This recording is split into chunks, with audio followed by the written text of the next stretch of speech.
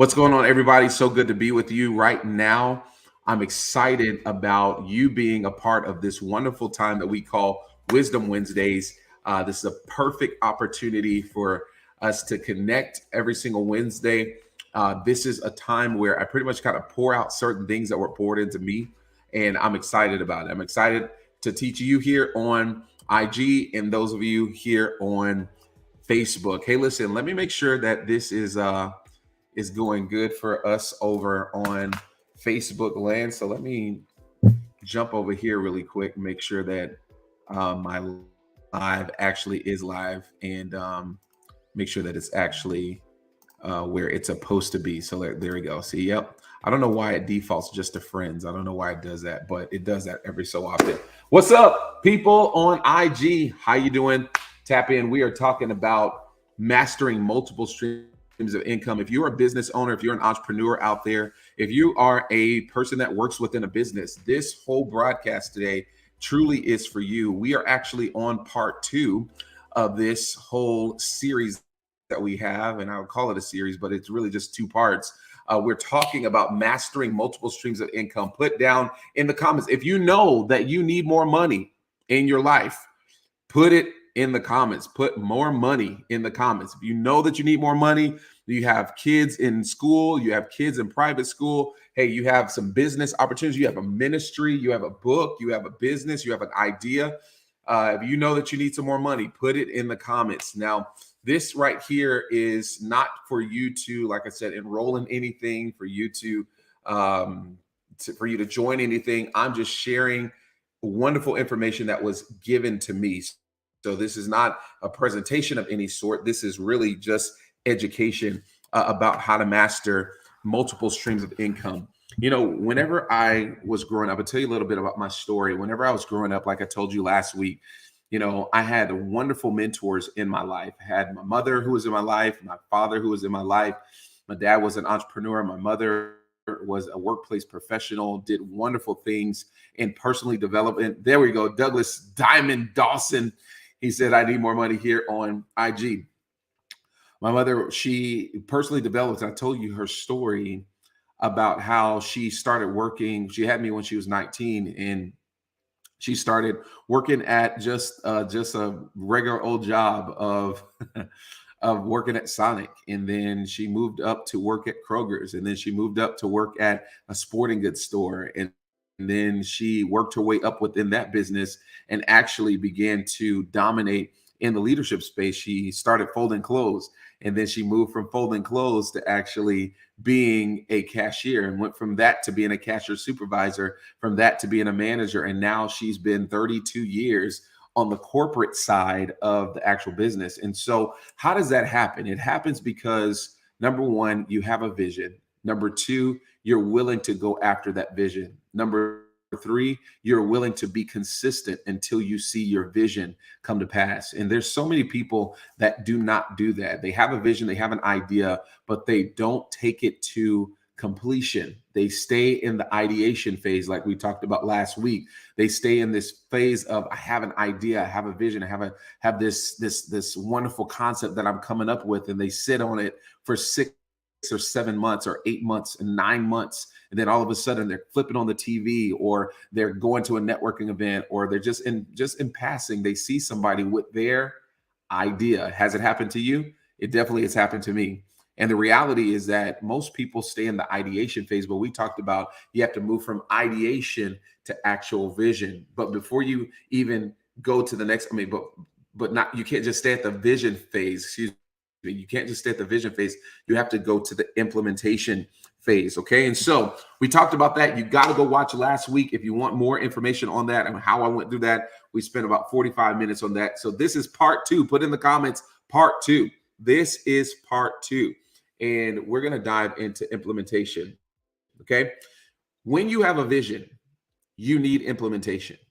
Just because you have a vision does not mean that it's going to happen. Just because you have a wonderful business idea, a wonderful creative book that you're going to put out there, just because you have a wonderful, turn on the market or a little bit of a, edge in your particular industry, does not necessarily mean that you're actually going to be successful in it.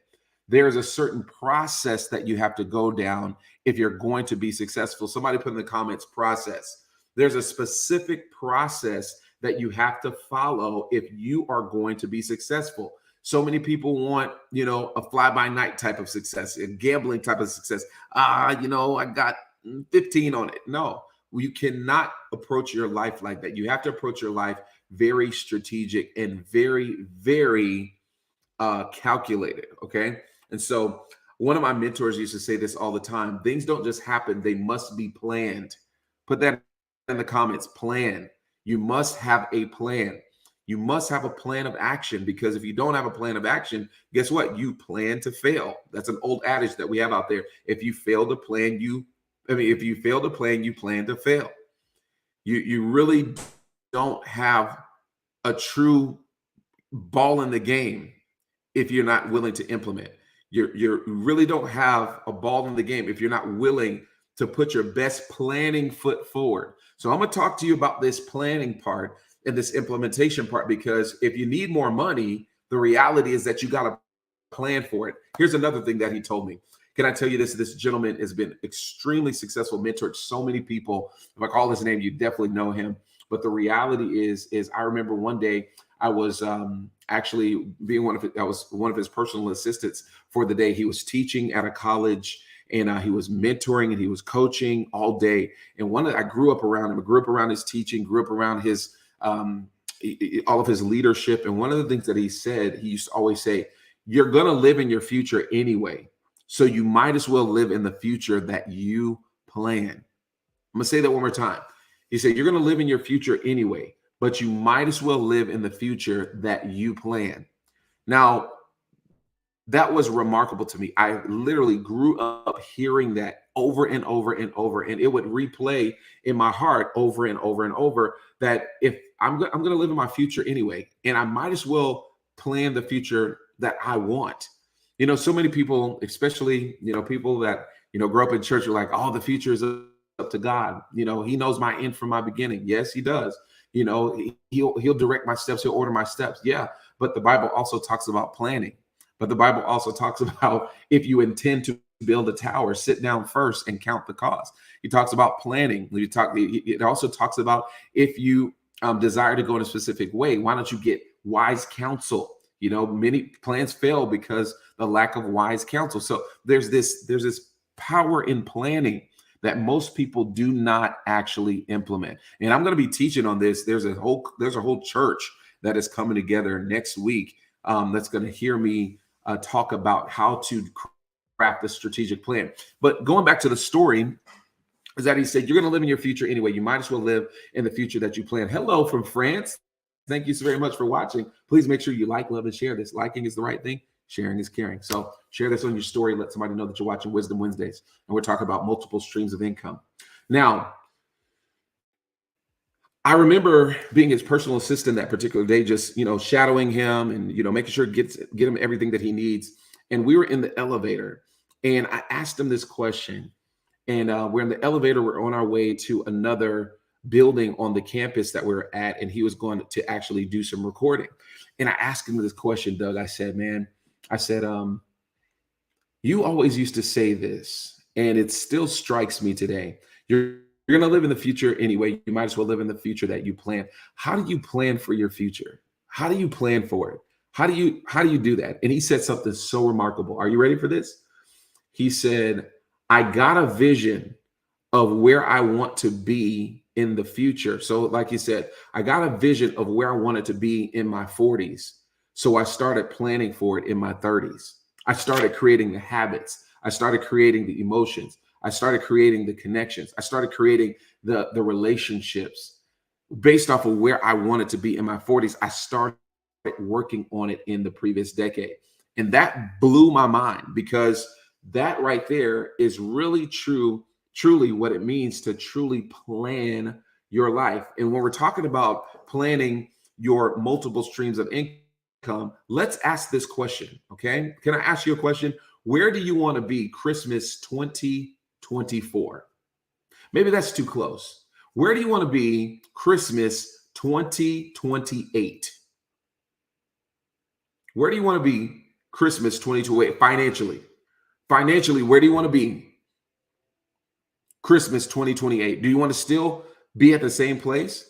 Here's another question that I have for you. If your life stayed the same and nothing changed for the next 6 months, for the next 18 months, would that be okay with you? Would that be okay with you? Maybe, yes, no. If you were at the same place that you were 6 months from now, is that okay? If you're at the same place that you are today financially, 5 years from now, is that okay? Probably not. So I want you to get a number in your mind, okay? Now this number, I can't tell you what the number is going to be. I want you to give yourself a number. And here's what we're going to do.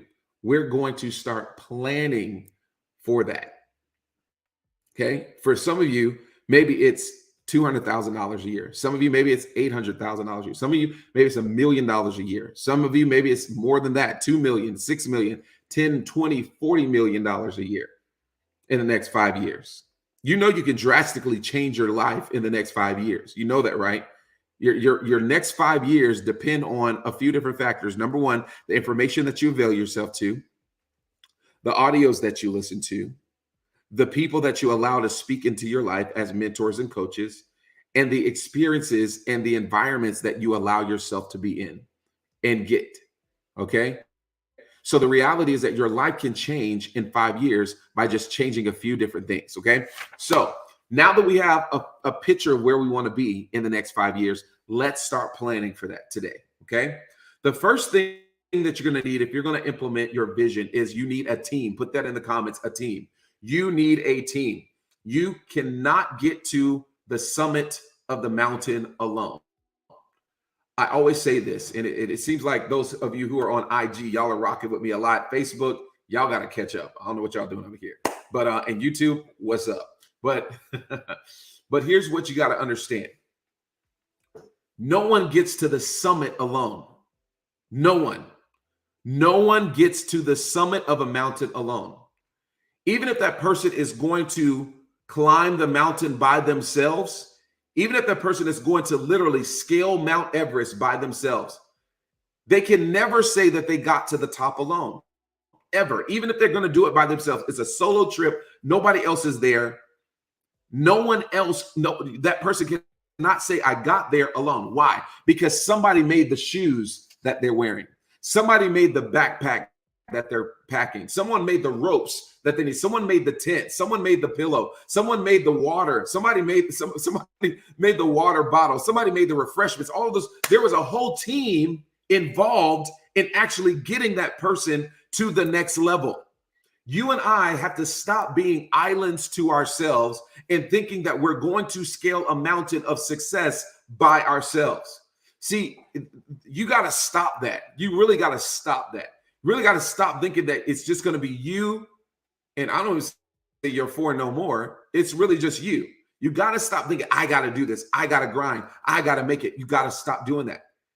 You got to understand that there is power in a team. Somebody put that in the comments. Power in a team. There is power in a team. Think about this. One of the greatest teachers that lives today, Jesus, okay, had a team of 12 that multiplied.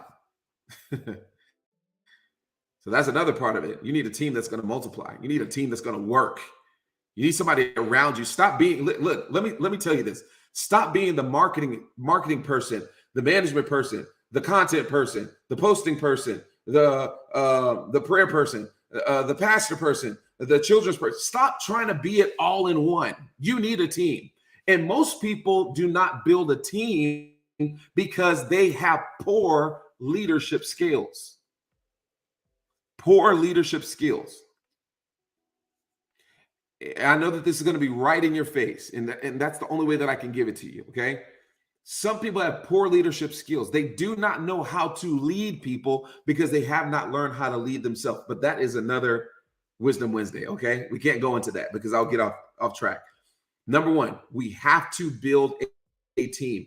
When you're building a team, this is how you assemble a team. You assemble a team by number one, vision. Put that in the comments, vision. We're going back to your vision once again. We're going back to what truly is driving you. Because if you cannot drive yourself, no one else is going to follow you. It's what the Bible calls the blind leading the blind. The blind have no vision.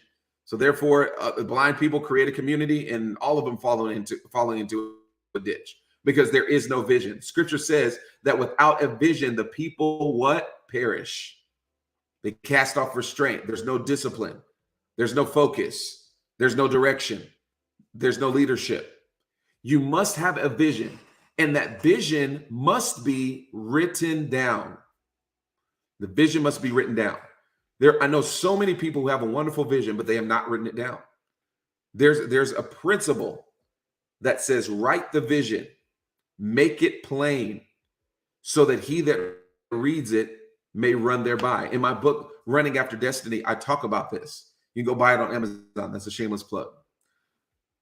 But I talk about this. If you're going to have a vision, you have to first, number one, write it down.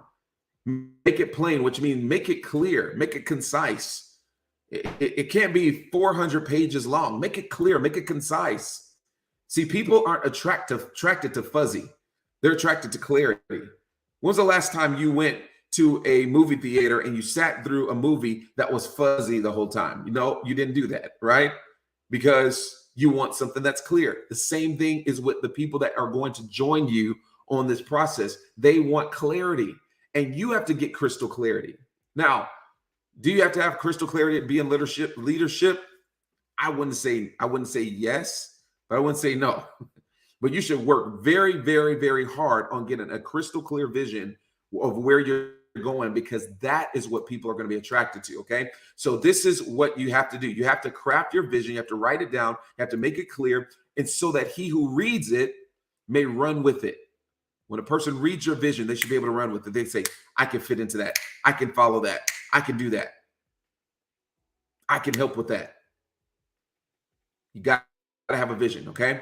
Your vision is powerful. So you develop a team. Okay. You develop a team of people based off of where you want to go. Now, at this particular part of your vision, you may not need all the people that you need. Okay. Let me kind of break that down. There's a lot of people you need for your vision to grow, for your music to get out there, for your book to get out there, for your business to get out there, for your concepts to get out there. You need a lot of people. But in order to get started, you may only need about 3. Okay. Now, everybody may be doing double work at one point, but everybody may be doing a 2-man job, a 3-man job at first, but don't despise the day of small beginnings. Start where you are. And guess what? Here's where it's going to really test your vision, is if you can get people to enroll in your vision with no money. Now, that's what stops a lot of people, is because they think, oh, I don't have enough money to pay them to do this. I don't have enough to pay them what they're worth. Trust me, I understand that. I literally live that almost every single day. If you're going to lead a church, everybody's not getting paid. So how do you influence the guy to help with the setup and breakdown, and he's driving over 60 miles, 70 miles one way early before anybody else gets there? It's not because I'm paying him. It's because there's a vision that he sees. You get what I'm saying? How do I get people to, enroll in doing praise and worship and actually singing and giving their gifts and their talents? Well, it's not because I'm paying them. It's because we have a vision. There's a vision that I have. Let's kind of take it out of the church space and let's talk about your business specifically. Maybe you have a concept, maybe you have an idea, maybe you have a business idea that maybe has not been seen, or you're building on something that really has already had marketplace approval, building off of something, making something better, like Tesla did. Tesla built off of Fisker. Okay. Fisker was the first electric car, if you will, but the engineers at Fisker went over to Tesla and brought all of their engineering and made Tesla better. Okay. And some may argue that Fisker is better, or whatever the case is, but maybe you're building on something. you still need to make sure that you have this team that you enroll in your vision. Hey, we're going to do something better. Hey, we're going to change a lot of people's lives. Hey, we're going to help a lot of people. Hey, we're going to help people grow in their business. Hey, we're going to help people grow in their leadership. Hey, we're going to help people grow in their health. We're going to help people grow. We're going to help. That's the vision. You have to craft a vision, and it's okay if you only have 2 or 3 people. That's how you enroll people in your team. You share with them the vision. Hey, this is what we're going to do. Hey, I was working on something the other day, and we're working on some leadership stuff that we're putting out on in the marketplace. And I was talking to one of my good friends who actually worked for me in a previous organization, and I asked her for her help. And I said, hey, last time we worked together, we raised $5 million together. Last time we worked together, we actually published books together. Last time we worked together, we did some remarkable things together. Remember that? She was like, absolutely, I remember that. And she literally said, yes, I'll work with you on this particular project. Well, what do I owe you? Well, you don't owe me anything. Let's get profitable first. But she bought into the vision. Am I making myself clear? I hope that I'm making myself clear. You have to get people enrolled in your vision. If you can't pay them what they're worth right now, make sure that you pay them in vision. Make sure that you enroll them in your vision. Help make sure that maybe they don't see you as clear as you. However, make sure that they can get a glimpse of how they can fit their vision in your vision. Okay, you got to develop a team and recruit a team. Number 2, you have to develop a system. Put that in the comments, system. You have to develop a system. Systems are so important. I learned this in a previous organization that I was in. System stands for save yourself. Doug probably knows this. Save yourself stress, time, energy, and money. Save yourself. System stands for save yourself stress, time, energy, and money. When you have a system in place, you take all the guesswork out of it. You take all of the experimentation out of it. When you have a system, when you have an order, when you have a process of how things should actually go, how you actually reach out to the marketplace, how you actually get someone into your funnel, how you actually process somebody out of your funnel and get them connected to one of your actual programs, and how you actually take them through the 4-week, 5-week module or 10-week module or 7-month module that you're actually taking them through so that they can come out on the other end. It's the process of assimilation. It's a system. Put that in the comments, system. You have to have a system, because if you don't have a system, you're going to be stressed. You're going to be tired. You're going to be frustrated. You're going to be upset, and you ultimately will quit. A mentor of mine, Coach Al Hollingsworth, it's going to be his birthday tomorrow. I'm excited about that. But he told me about systems, because the question that I had was, it was like, Coach, like, I know that I have this call in my life, which is to both business and ministry. Both ministry and business, they both work hand in hand with me. Like, I love developing people. I love developing people inside the 4 walls or the context of a church system. But I also love helping people in the marketplace. Like, how do I do it? He said, you need a system. And in every single system, this is what you have to understand. In every single system, there is a customer, and the customer is priority in that particular system. Follow me very closely. Some of you are going to get this on the replay. Some of y'all are going to get this on the live. When you have a system, what you are doing is you are putting processes in order for you to meet the customers or the clients' pains or their ambitions. Once again, in a system, I'm giving y'all some good stuff right now. In a system, you are putting processes in order to meet the need or solve the pain or the problem or accomplish the ambitions of your customer or your client. This is huge. This is absolutely huge for you to understand. If you want to make $100,000 in the next 12 months, listen to me very closely. The strength of your system is understanding who your customer is and what they want. The strength of your system depends on who your customer is and what they want. Do they want a pain resolved? Do they want an ambition actually accomplished? Do they want a need met? Whatever that need is, whatever that ambition is, whatever that want is or that pain is, we have to find ways to actually meet that need with the products and the services that we have. And we have to get it to them in an efficient way. We have to meet that need in an efficient way.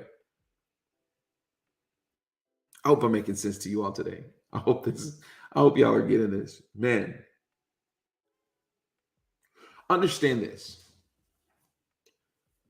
That in your system, if you do not give the customer what they want, that customer will do what? Put it in the comments. That's right. They'll go away. They'll go away. If you don't do what the customer desires or accomplish the ambition that that customer has, that customer will go away. And when that customer goes away, you are left with a customerless system. So the strength of our systems depends on the needs, wants, ambitions, pains of the actual customer. That's right, Doug. They go elsewhere. So you have to develop a system. A system depends on you knowing those pains. So here's what you have to understand. Okay, how can we best, if you have a client, you have to ask yourself, what is the pain of that client? What's the pain point of that client? Is it low energy? If you're in the health space, is it overweight? Are they don't get a chance to spend time with their kids because they're so busy? Their job is taking all of their time. There's no work-life balance. You know, maybe it's an issue. Maybe you have low attendance in your church or your networking group or your men's group or your women's group or whatever the case might be. Maybe it's a low, and that person has this pain point. How are you going to best meet that need? The answer of that is your system. Let's think about this. The reason why McDonald's, a $1 billion company, can give its $1 billion company and entrust it to the hands of 15, 16, 17, 18, 19-year-old kids is because they have a system. There's a specific system. The reason why Chick-fil-A can do the exact same thing is because they have a system. The reason why Burger King can do that is because they have a system. The reason why Starbucks can do that is because they have a system. They know they're teaching people the exact process it takes in order to meet the need, want, ambition, or pain of their customer. So that's what you're going to have to do. You're going to have to create a system so that you can actually start meeting the needs. But you got to know what those pains, you got to know what those problems are. You got to know what those wants. You got to know what those needs are. You got to know what those ambitions are. And that's what it's called marketing. Okay. So you got to understand who's my customer and what do they want. And then I advertise my system. Then I advertise my product. Then I advertise my service to them. Then I advertise my solution to them. Okay. I'm just giving you some high level stuff. If you want more of this, you're going to have to enter into the Masters of the Marketplace Mastermind. Okay. Number 3, after you have developed your team and after you have developed a system, the third thing that you have to do is you have to organize your time. Somebody put time in the comments. You have to organize your time. You have to organize your time. I'm going to say it one more time. You have to organize your time. You have to organize yourself. You cannot just be willy-nilly in these streets. Okay. I know that that's pretty, just kind of raw and real, but you cannot be just throwing your time around. You must be calculated. You have to dial yourself in. You have to dial your team in on what is necessary at what particular time. Okay. The time to start advertising for Christmas is not Christmas Eve, right? This is all a part of the planning process. You got to know the times, you got to know the seasons, and you have to master, you have to organize your time. You got to organize your time for market research. You have to organize your time for sales prospecting. You got to organize your time for closing. You got to organize your time for evaluating your system. You got to have time so that you can actually start training your team. You got to have this, you got to organize your time. Here's the thing. My calendar is full. That's my on the desk calendar. My digital calendar is crazy full. Why? Because I need to organize my time. We run several organizations. We run several companies. I can't just be throwing around my time. I have to organize my time. You got to organize your time, okay? All right, let's keep on going. Now, here's the last part of this, because like I said, this is part 2. If you want part 1, you got to go get it from last week. And those of you who are on IG, you can go back. It's actually in my grid, so you can go back and watch it. We had a wonderful time. So this is only part 2, but this is the last part, okay? If you're going to master several streams of income, you're going to have to work smarter, not harder, okay? If you want to double your income, if you want to double what you actually get paid every single solitary month, year, quarter, whatever, you're going to have to start working harder, not smarter. Okay. Number 1, in order for you to work smarter, not harder, you can actually buy a business, you can franchise. If you want to get another stream of income, instead of trying to create a business out of your own bowels and your own mind and your own heart, sometimes that takes pretty much a lot of years, especially if you're going to try to do an original idea. Take some time to actually develop that thing. If you're going to have several streams of income, you can actually, if you're not going to start a business, you can buy a business. You can buy a franchise. You can buy a smoothie shop. You can buy a Pizza Hut. You can buy a car wash. You can buy a franchise. Okay. Number 2, you can do gigs. You can do door-to-door, DoorDash, or I saw this the other day, Dior Dash, Dior Dashay. This what is Dior Dashay. Somebody said, "Where do you work? Where do you work?" They said Dior Dashay. That's where I work, Dior Dashay. All right, so you can gig, DoorDash, Uber, Amazon. You can gig. You can be a part of the gig economy. That can help you have another stream of income. But you got to think about. I won't get to that first. Let me do this first. Number 3, you can actually join a sales team. Like for instance, right now we are actually building a sales team in several places. Building a sales team in the health space. We're building a sales team in the wealth space. We're building a sales team in the technological space. Building a sales team. I'm a part of a sales team. I do sales for an organization called Worship Productions. And my friend started this business some years ago, and they do LED walls for churches as well as businesses. I'm a part of that sales team. Be a part of the sales team. Don't be so good that you can't be a part of something, okay? You don't always have to be the man in charge. Sometimes it's better. Less headaches. Hey, you make the sale, maybe make a smaller commission, but hey, I'll take the smaller commission. You can have the headaches. All right. Just give me my money. Right. Okay. So you can start a business. You can join a sales team, or you can start a business. And we all know that starting a business is awesome. I think that we have several businesses. We run several companies ourselves, between me and my wife and our team, we run several companies. So these are all these different ways to work smarter, not harder. You don't have to go out and reinvent the wheel. You can buy a franchise. You don't have to go out and, when you have assets around you, if you have a home gym in your garage, like me, if you have a home gym, you can charge people $5 to come and work out in your gym, $5, $10, a month to come work out in your gym. It's a private gym, and you set it up to the point where, hey, you have specific appointments. Hey, you look at the stuff around you, see what's in your house. How can you gig? Work smarter, not harder. You can join a sales team, start selling widgets, start selling certain things, do drop shipping. Find out what I love. One of my friends, he's such an entrepreneur. I love him. But during the pandemic, you know what he did? Now this guy's in marketing, okay? He was in marketing. He's now gone on to do some other things, which is awesome.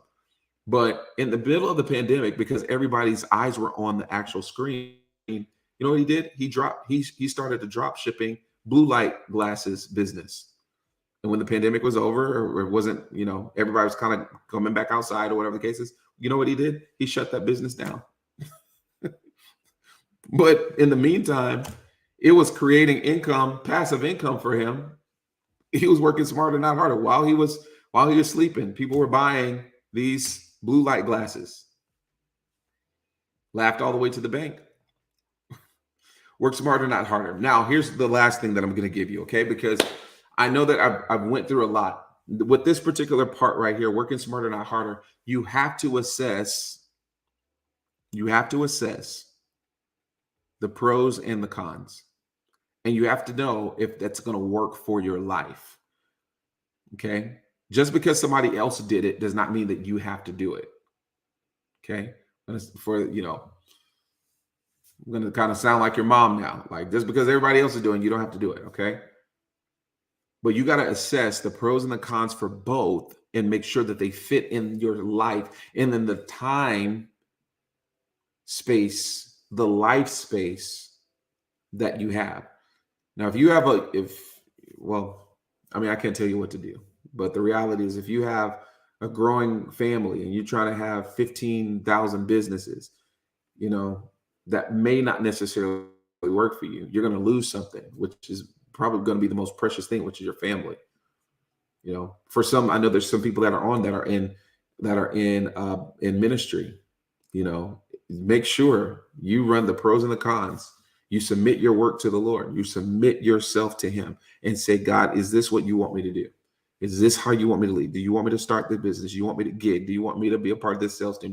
You submit that to him because he's going to direct and order your steps. He's going to tell you yes or no. Just because it worked for so-and-so and they became XYZ in 30 days and 20 days and 5 days and 2 hours, whatever the case might be, doesn't mean that that's going to happen for you.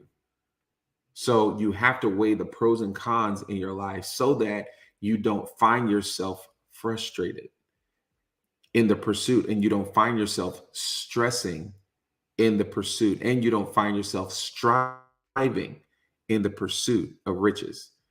Scripture says this, that many people who go after riches, they fill themselves with many sorrows. They pierce themselves. That's what it says. They pierce themselves with many sorrows for those who are greedy for wealth, those who are greedy for gain. So I'm not trying to share with you, hey, let's go out there and get greedy. I'm saying, hey, if you desire to have multiple streams of income, that's totally fine. Let's do it the right way. Let's not try to do it in a way that's going to hurt your family, hurt your identity, hurt your body, hurt your spiritual walk, your integrity. Let's do it the right way so that you can truly master it. Okay. Mastering means leadership. Mastering means to direct, to order. Mastering means that you're in control of it, which means that you're not struggling with it. Okay. It's something that is a blessing to you. Another scripture out there says the blessing of the Lord, it makes rich and adds no sorrow to it. So we have to get very good at understanding how to master and how to receive and how to truly steward the blessings that God gives to us. Okay. Well, thank you so very much for joining me tonight. I appreciate you. If you're watching the replay, put replay in the bottom. If you're watching live, put live. That's totally fine. I want to say thank you so very much for those of you who are watching here on Facebook as well as on YouTube. Hey, listen, we are growing our YouTube channel. We're really being intentional this year and going into next year. We're really, truly putting leadership development out there. These types of conversations, I don't want to just do a quick, quick thing for us. Many of our broadcasts are going to be maybe 40, 45 minutes, maybe an hour, because I want to take what has been given to me and give it to you. So many of my clients have the opportunity to hear some of these things, and I'm like, man, I need to share some of this. Some of the best wisdom was given to me through my formative years. Some things that are there that's not out there. It's not out there on the mainstream, and it's not that I'm trying to put it out there on the mainstream so that it can become mainstream. It's just the fact that there's some things that have been told to me that I haven't really heard a lot of people say, and I want to share what has been given to me. Freely I've received, freely I desire to give. Now, those of you who truly want to rock with me, you say, hey, I want to dive deeper in this. I want to go deeper in understanding this, how to start a business, how to organize my mind, how to organize my home, how to organize my time so that I can actually master multiple streams of income. I want to invite you to join. I want to invite you to be a part of my mastermind, the Masters in the Marketplace Mastermind. This here is starting in 2024. You have to apply to be a part of it because I'm only taking a select amount of people. Now, here's the thing. This particular mastermind costs $12,000. Okay. Costs $12,000 for you to be a part of this. And you have to be at a certain level of business in order for you to get to there. And when I mean business, I mean mindset. You have to be in a certain mindset to be a part of this particular mastermind, because I really want to give you the tools and the strategies that you can use to grow. Now, for those of you who say, oh, I don't have $12,000, that's totally fine. Guess what? You can still keep on rocking with us here on these free channels. Most of the things that I got, like I said, were absolutely free, but the real true value really, really came when I sacrificed for it, when I paid the price for it. It's not about what the price is. It's about what it would cost me if I didn't get the wisdom, if I didn't get in the actual community, if I didn't avail myself to the experience, what would I be missing out on? And so anyways, want to invite you to that. If you're interested in that, just send me a DM. No fancy link to send you to. Just DM me. I want to help you. I want to help you grow. I want to help you move forward in life. And that's what this is all about. This is what Wisdom Wednesday is all about. It's about helping you move forward in your life. It's about giving you wisdom to win the day. Listen, you don't have to win tomorrow. You just have to win today. Okay. And you get to win today by having wisdom, because when you have wisdom, it's the principal thing. And let me tell you, when you have wisdom, nothing ever can stop you, because you're applying the knowledge that has been given to you. My name is Torian Scott. Everybody, thank you so very much for joining us. Please, if this was a blessing to you, like, love, and share this, subscribe, hit the notifications, put us at the top of your notifications. That way you can hear and see all of the wonderful things that we come out with every single solitary week. All right, everybody, like I always say, here we grow. We'll talk to you very soon. God bless.